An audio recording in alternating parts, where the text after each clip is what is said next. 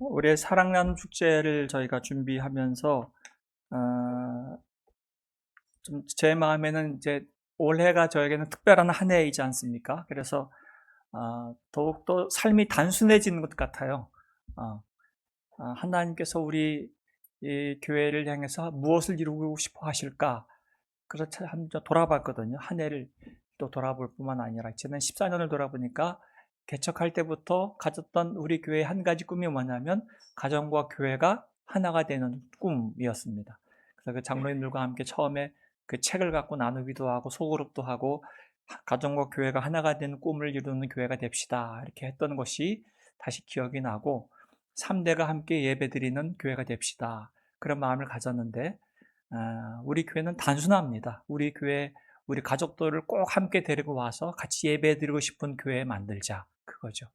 서로 우리 그런 책임을 서로 지고 기도하면서, 우리 가족들, 멀리 타지에 있는 가족들도 어쩌다 고향을 방문하고 부모님 방문하면 또 같이 우리 교회 와서 예배도 드리고 가족 소개도 같이 하고, 아직 믿지 않는 가족들이 있다면 계속 기도하고 계시겠지만, 또 우리 교회 한번 또 초청할 수 있는 자리를 마련해서 같이 예수님을 소개하고 복음을 듣고 또 가족 축제도 하고 하는 시간들을 11월 달에 가지려고 합니다.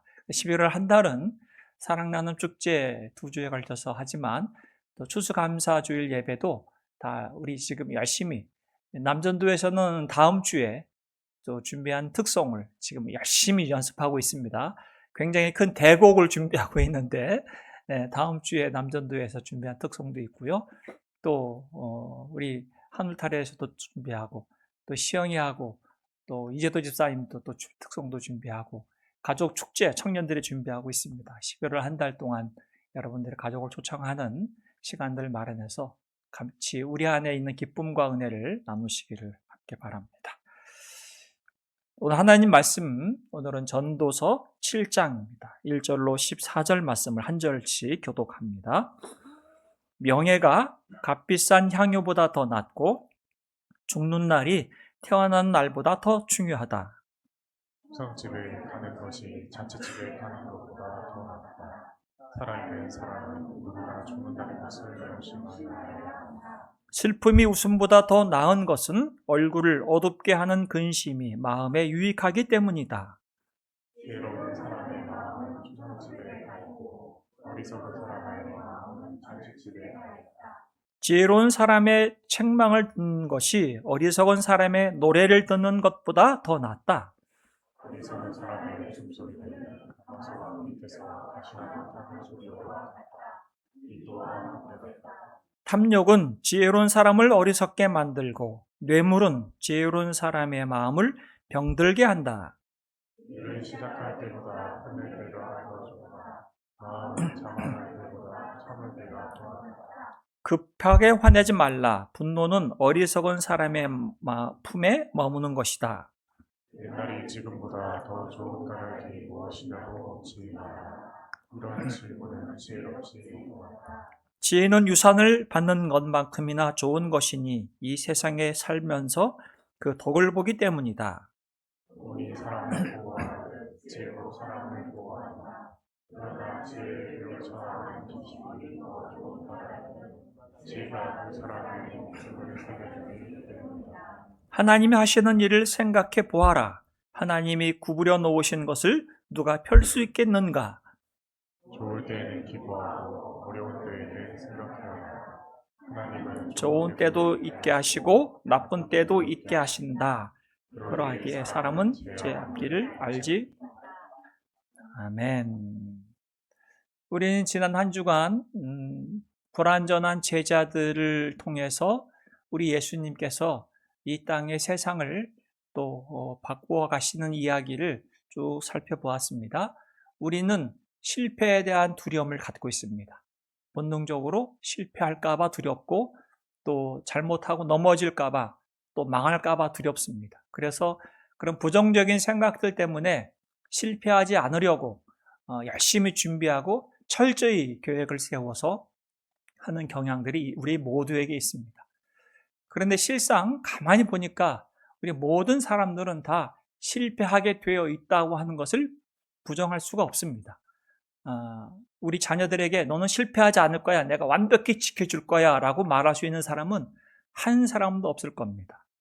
우리 부모님들 봐도 지금도 넘어지고 계시고, 어떨 때는 그 넘어짐이 오히려 자꾸 낙심할까봐 우리는 더 염려가 되는 거죠. 사람은 이 땅에 넘어지고 실패할 수밖에 없는데, 그런 불완전한 삶을 사는 우리 인생을 복음은 무엇이라고 말하는가? 이것이 예수님께서 지난 일주일 동안에 제자들을 부르시는 가운데 했던 이야기라면, 오늘은 전도자가 우리에게 또 다른 이런 이야기를 들려줍니다. 우리는 행복이라는 것을 꿈꾸며 살지만 이 세상은 가짜 행복을 통해서 우리로 하여금 응급처치를 통해서 자꾸 진짜 중요한 인간의 소중한 선물들을 놓치게 한다 하는 이야기를 자꾸 경고하고 있는 것이죠. 전도자는 오늘 불편한 이야기로 시작합니다. 1절 보니까 죽는 날이 뭐라 그래요? 태어나는 날보다 더 중요하다. 아니, 이런 얘기는 굉장히 불편한 얘기죠. 아니, 사람이 출생하고 태어나고 아기 울음소리가 나고 그래야 그 가정이 생기가 돌고 생명이 있을 텐데 왜 죽는 날이 더 중요하다고 말할까? 전도자는 과연 왜 이런 이야기를 할까? 이것이 오늘 여러분과 또 함께 풀어가야 할 이야기죠. 전도자는 우리가 이 세상에 살면서 피상적으로 우리를 행복하게 해줄 거라고 하는 이 생각들, 이것이 있으면 나는 정말 행복할 거야, 나는 정말 좋을 거야 라고 하는 것들이 사실은 잠깐의 기쁨과 행복을 주지만 오히려 그것이 우리를 더욱더 허무하게 만든다. 헤벨이라고 하는 히브리어죠. 마치 입김과 같다. 한겨울에 우리가 입김을 훅 불면 입김이 수증기와 같이 확 있다가 싹 사라져버리는 것과 같이 그 기쁨이라고 하는 것은 쉽게 사라진다, 이렇게 말하죠. 그래서 우리가 진짜 중요한 것은 무엇이냐? 값비싼 1절에 보니까 값비싼 향유보다 뭐가 더 중요하다고요? 명예가 더 중요하다. 여기서 이 명예는 좋은 이름이라는 뜻입니다. 값비싼 향유는 어떤 사물, 물건이죠. 우리가 소유하고 싶어하는 보석, 그런 것에 해당하겠죠. 좋은 차, 그런 거겠죠. 승용차, 또 멋진 집, 뭐 이런 것들이 값비싼 향유에 상징되는 것들이겠지만, 그러나 이것보다 더 중요한 것은 좋은 이름, 한 사람의 평생에 딸린 인격인 거죠. 그 삶을 총체할 수 있는 그 사람의 됨됨이, 이것이 사실을 더 중요하다, 그렇게 말하고 있는 겁니다. 돈이 있으면 당장 가서 좋은 차 살 수 있죠. 거래할 수 있습니다. 그런데 한 사람의 됨됨이와 인격이라고 하는 것은 쉽게 만들어지는 것이 아니라 평생에 걸리죠. 일평생 걸리는 겁니다. 그래서 이 땅에는 잠시 주는 기쁨과 행복보다는 정말 사람이 긴 인생 속에 담아내는 좋은 이름, 그 사람의 명예로운 이름을 갖는 것이 더 중요하다. 이 명예로운 이름은 금방 돈으로 살 수 없는 이것은 오랜 시간이 걸리는데, 이것이 명예로운 이름, 좋은 이름을 갖기 위해서는 때로는 전도자가 말하는 곤고함, 때로는 고통, 슬픔, 이런 것들이 우리를 더 명예롭게 한다. 그 얘기를 시작하는 겁니다. 2절 보세요. 초상집에 가는 것이 잔치집에 가는 것보다 뭐라 그래요? 더 낫다 그러죠. 초상집에 가는 것이 왜 나을까? 우리는 잔치집이 더 좋잖아요. 돌잔치, 백일잔치, 요즘은 이제 뭐 그런 잔치 잘 안 하지만 돌잔치, 백일잔치, 뭐 칠순잔치, 팔순잔치, 이런 잔치집에 가서 결혼잔치에서 우리는 이 잔치 가면 웃고 즐거워하고 막 축복해 주는데, 실상 그 잔치집에서 걷는 이 잠깐의 즐거움과 웃음은 공허할 수밖에 없다. 오히려 초상집에 가는 것이 왜 나은가? 그 이유에 나옵니다. 살아있는 사람은, 다 같이 읽어볼까요? 살아있는 사람은 누구나 죽는다는 것을 명심하여야 한다. 이것을 어디서 확인할 수 있는가?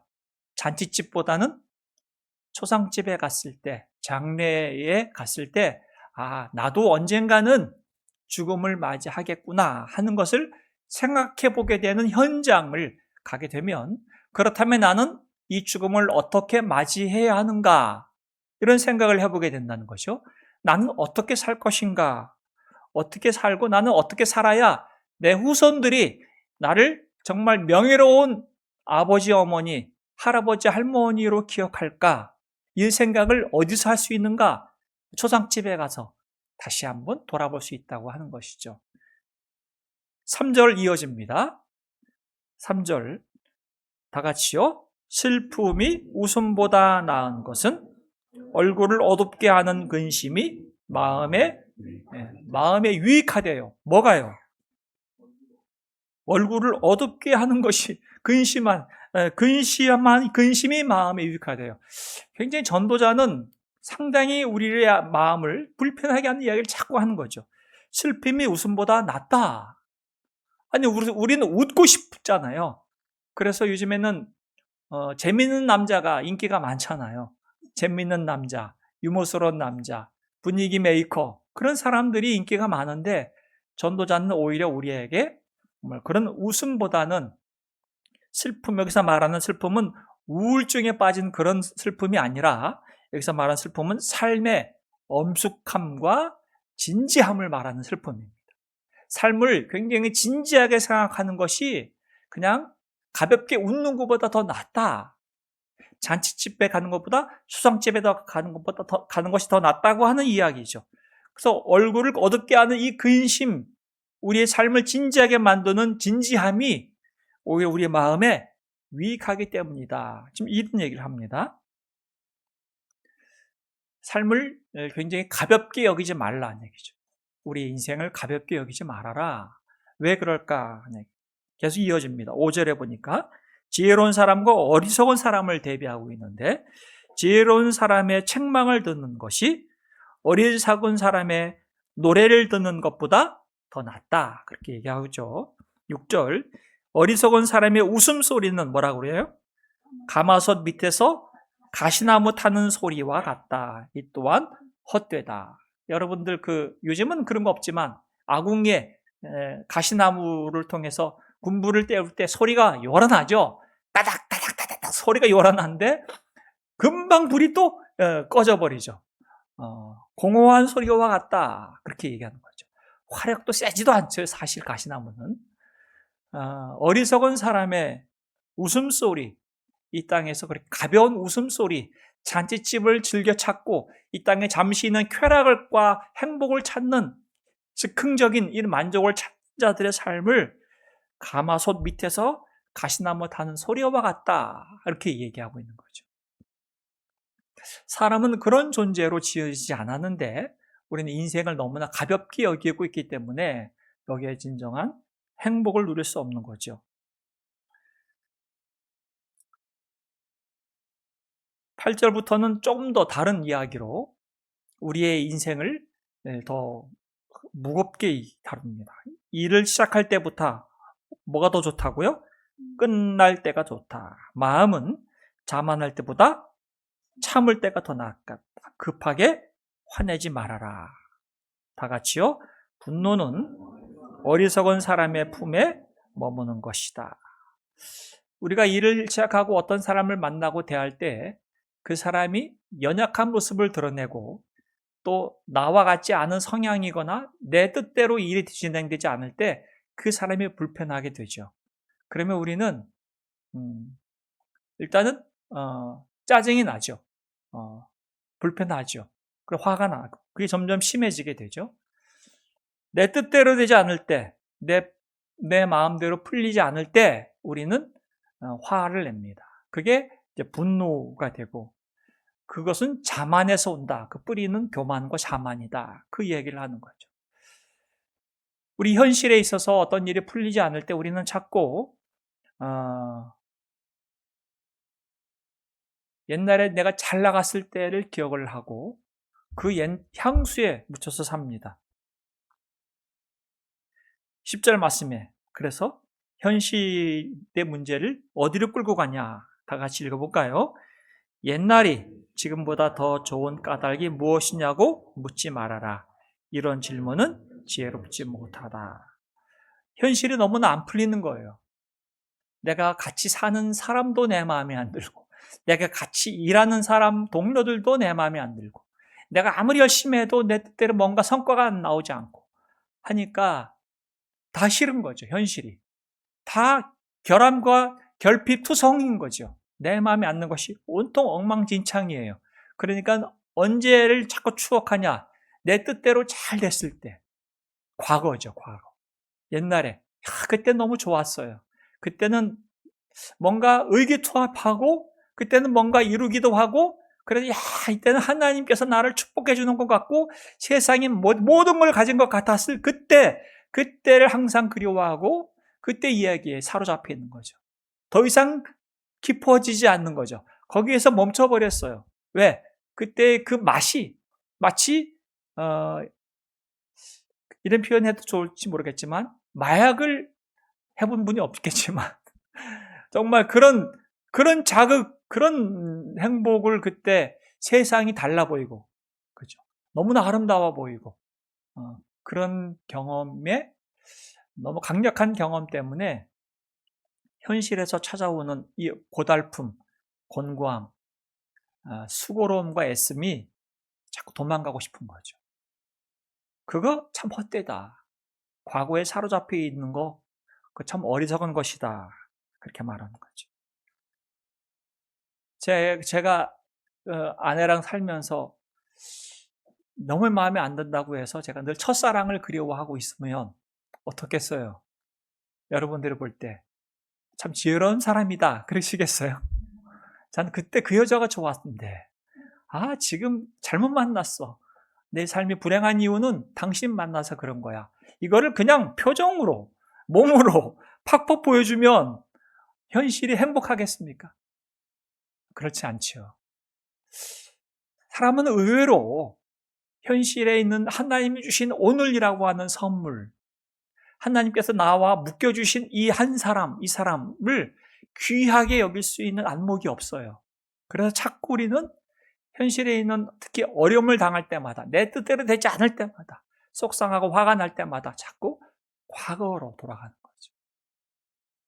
그거 참 헛되다. 그렇게 말하고 있는 겁니다. 그러면서 하는 말이 11절입니다. 그럼 뭐가 지혜로운 건가? 지혜는 유산을 받는 것만큼이나 좋은 것이니 이 세상에서 살면서 그 덕을 보기 때문이다. 12절 다 같이요. 돈이 사람을 보호하듯 지혜도 사람을 보호한다. 그러나 지혜를 깨우쳐 하는 지식이 더 좋은 까닭은 지혜가 그 사람의 목숨을 살려주기 때문이다. 이 땅에 살면서 우리에게 돈이 우리의 보호가 되어줄 수 있고 우리의 필요를 채워주기도 하고 우리의 그늘막이 되어주기도 한다. 돈이 있으면 좀 더 쉴 수 있고 여유를 가질 수 있겠지만 그러나 돈은 생명을 주지는 못한다. 이것이 이 얘기입니다. 예수님도 돈이라고 하는 것이 만몬이 될 정도로 굉장히 우리의 삶에 필요는 하지만 이 돈은 우리 욕망을 멈추게 하지 않는 것이기 때문에 만몬이라고 말한 거죠. 그런데 이 지혜는 뭐냐? 지혜는 돈이 줄 수 없는 것을 줄 수 있답니다. 사람의 목숨을 살려준다. 그렇게 얘기하죠. 그러면 이 지혜를 끊임없이 추구하고 있잖아요. 과연 지혜가 무엇인가? 그러면 우리에게 이 지혜만 있다면 우리의 목숨, 이 땅에서의 삶을 정말 지혜롭게 살 수 있을 텐데 이 지혜가 무엇인가를 전도하는 끊임없이 우리에게 도전하는 겁니다. 이 지혜를 너가 찾아야 한다. 이 지혜를 얻어야 한다. 그래서 이 답은 잠언에서 또 얘기하고 있잖아요. 전도자는 우리에게 질문으로 자꾸 던지고 있고 그러면 잠언은 이 지혜는 뭐라고요? 지혜는 여호와 하나님을 경외하는 것이다. 이게 이제 잠언의 답이죠. 전도자는 이 얘기를 어떻게 풀어주느냐? 지혜를 전도자답게 13절에 이렇게 말합니다. 뭘 생각해 보라 그래요? 하나님이 하시는 일을 생각해 보아라. 하나님이 구부려 놓은 것을 누가 펼 수 있겠는가? 좋은 때에는 기뻐하고 어려운 때에는 생각하여라. 하나님은 좋은 때도 있게 하시고 나쁜 때도 있게 하신다. 그러하기에 사람은 제 앞일을 알지 못한다. 하나님이 하시는 일을 생각해 보는 것이 지혜구나. 이게 지혜인 거예요. 여호와를 경외하는 것은 무엇이냐? 이 내 인생의 주도권을 내가 쥐는 것이 아닌 것을 내가 빨리 깨닫는 거죠. 내 인생의 주인은 하나님께 있구나. 하나님이 하시는 일은 무엇일까? 하나님이 어떠한 뜻을 가지고 계실까를 생각해 보는 것이죠. 그런데 거기에는 두 가지가 있다는 겁니다. 우리의 인생에 좋은 때도 있고 어떨 때는 어려운 때도 있다. 이걸 다 누가 허락하셨다고요? 하나님이 허락하셨대요. 이것을 헤아려 보는 것이 지혜인 겁니다. 지혜로운 자죠. 우리는 좋은 때만 있기를 바라잖아요. 어려운 때는 멀리하고 싶고 빨리 이 문제를 해결하고 싶어 하는데 문제가 해결되면 실상 문제는 해결되지만 남는 건 아무것도 없잖아요.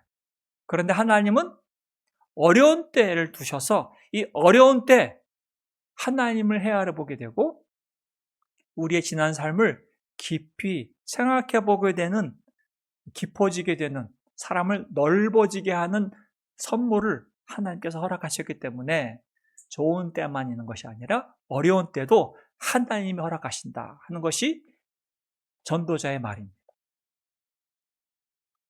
여러분과 저의 삶에 좋은 때만 있어야겠어요? 어려운 때도 있어야겠어요? 어려운 때는 빨리, 짧게, 좋은 때는 많이, 길게 있으면 참 좋겠죠.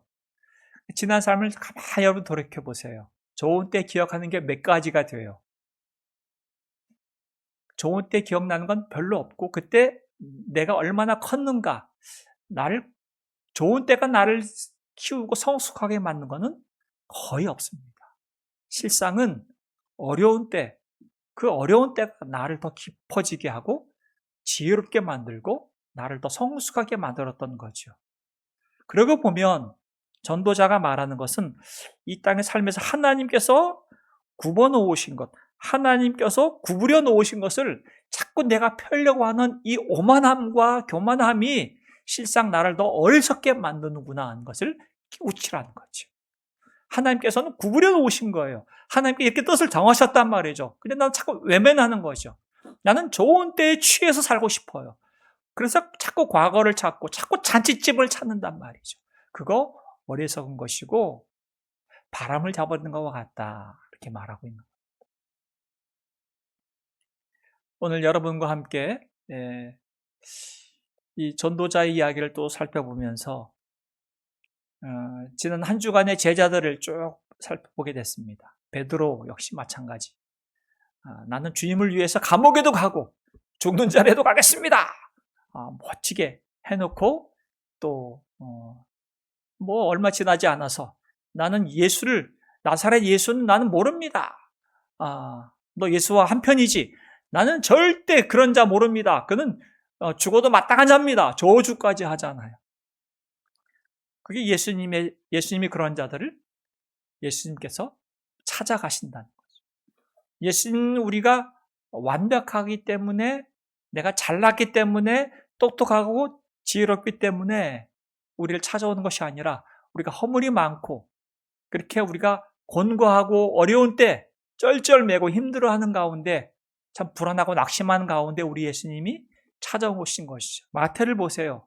마태의 모든 것은 세관에서 돈 만지는 거였어요. 마태는 부자였어요. 세금 걷는 자였기 때문에. 어마어마한 부자였잖아요. 그는 돈이 이 모든 것을 해결할 수 있다고 생각했던 사람이었는데 그것으로도 그 안에 평안이 없었어요. 근데 어느 날 예수님이 찾아오신 거잖아요. 마태를 일부러 찾아가셨어요.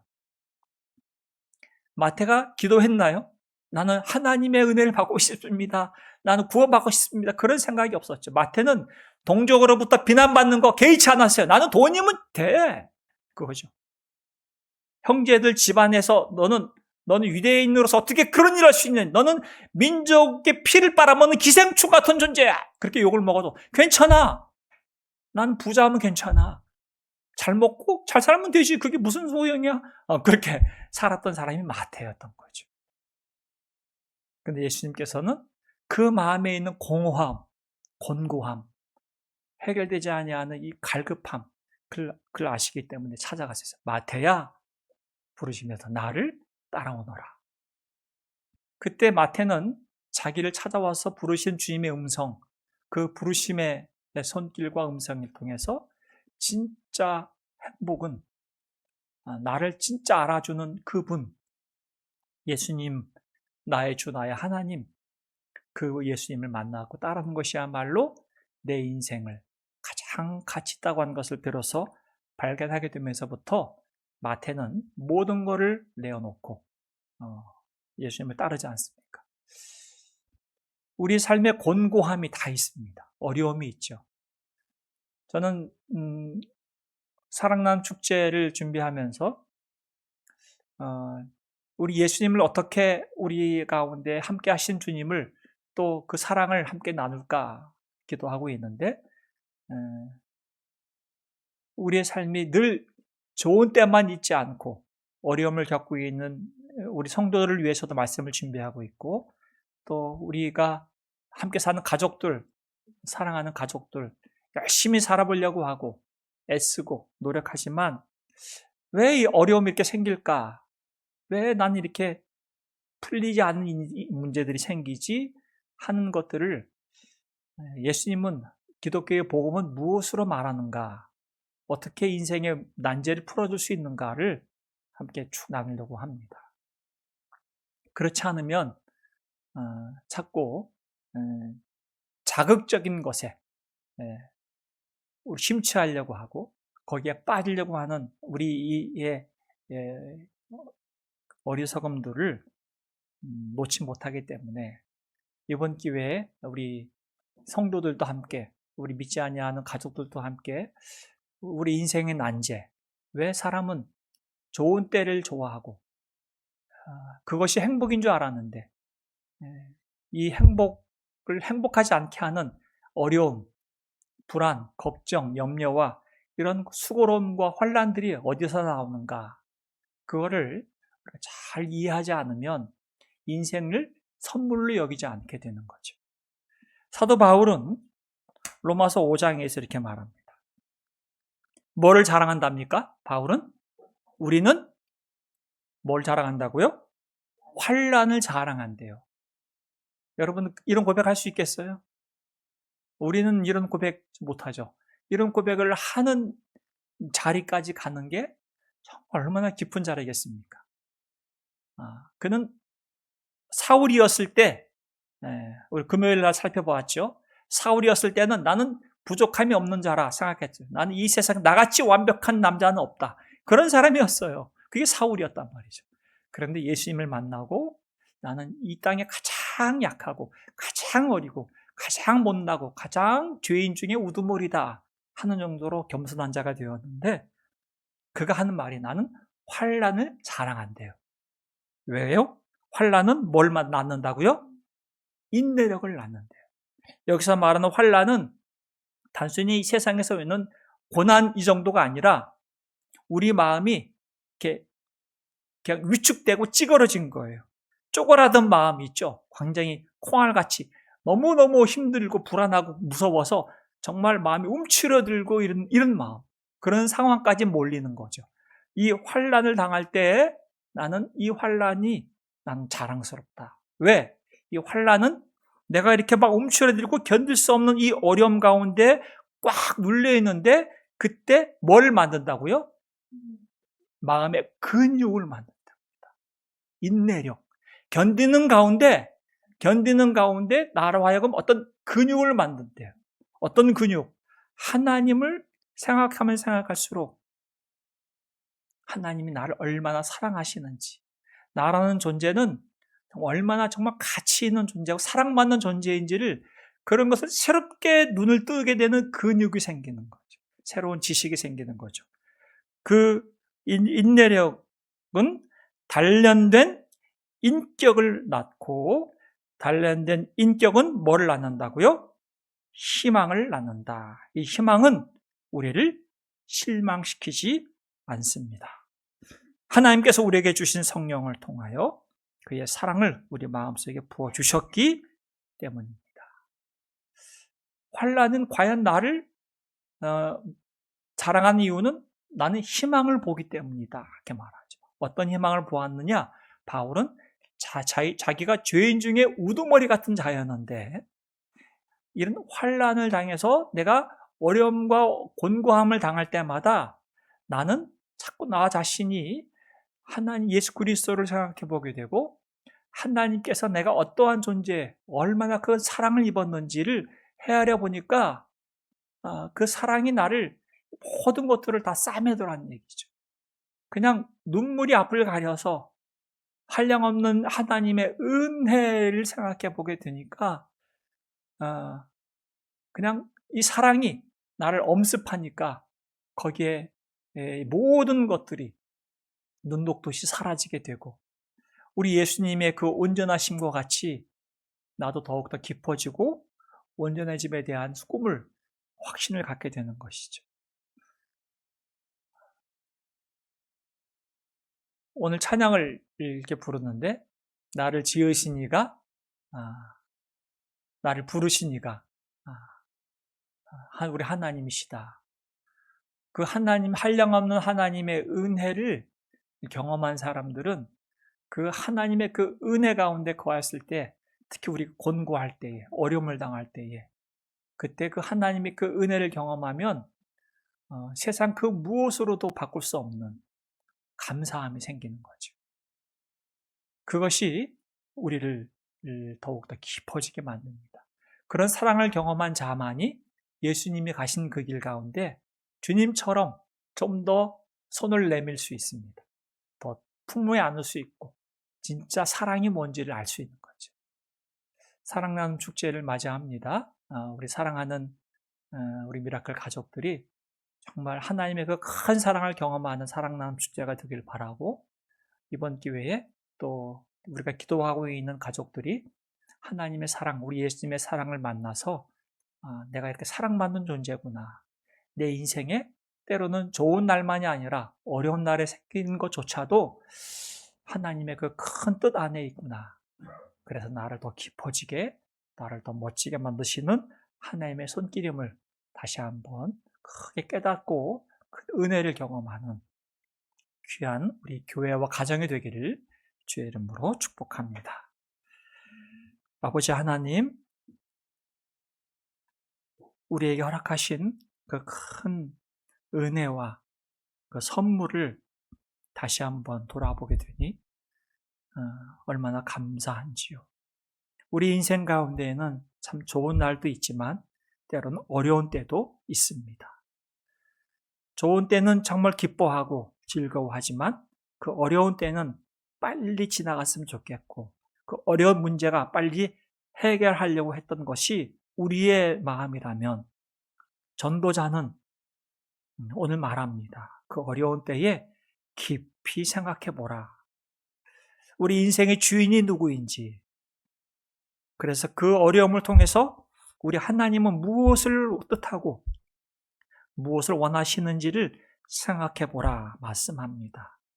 그 답을 또 바울은 우리에게 말합니다. 그 환난은 우리에게 더욱더 견고한 근육을 키워 우리 예수님을 닮아가게 하고 예수님을 바라보게 하고 하나님의 자녀답게 만든다 합니다. 그러니 우리 인생에 좋은 때 정말 기뻐하고 함께 나누게 하시고 때로는 어려움을 당할 때에 정말 예수님을 바라보고 예수님을 의지하고 더 깊어지는 은혜를 허락하여 주시옵소서. 우리 가운데, 우리 가정 가운데 풍성한 은혜가 담기기를 원합니다. 하나님의 사랑이 풍성하기를 원합니다.